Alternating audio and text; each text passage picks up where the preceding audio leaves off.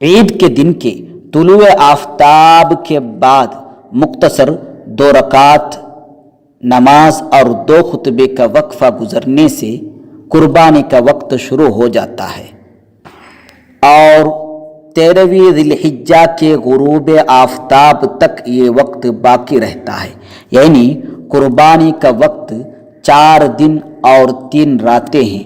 وقت داخل ہونے کے بعد نماز عید ادا کرنے سے پہلے قربانی کرنا بھی درست ہے، لیکن بہتر ہے کہ طلوع آفتاب کے بعد تقریباً 20 منٹ گزرنے اور نماز عید ادا کرنے کے بعد قربانی کی جائے، اور بہتر ہے کہ عید کے دن ہی قربانی کریں۔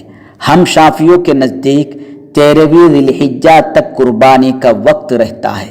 امام ابو حنیفہ، امام مالک، امام احمد بن حنبل رضی اللہ تعالیٰ عنہم اجمعین کے نزدیک 12ویں ذی الحجہ کے غروب آفتاب سے ہی قربانی کا وقت ختم ہو جاتا ہے۔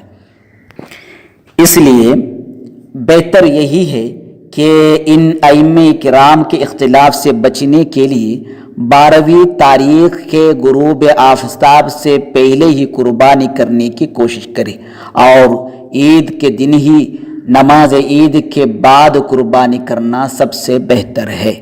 بہتر ہے کہ ایک آدمی کی طرف سے 7 بکروں کی قربانی کرے، پھر بہتر یہ ہے کہ 1 اونٹ کی قربانی کرے، پھر بہتر ہے کہ 1 گائے کی قربانی کرے، پھر 1 بکری کی قربانی کرنا بہتر ہے، پھر اونٹ کی قربانی میں شریک ہو، پھر گائے کی قربانی میں شریک ہو۔ بکرے سے بہتر مینڈا ہے۔ واللہ ورسولہ عالم۔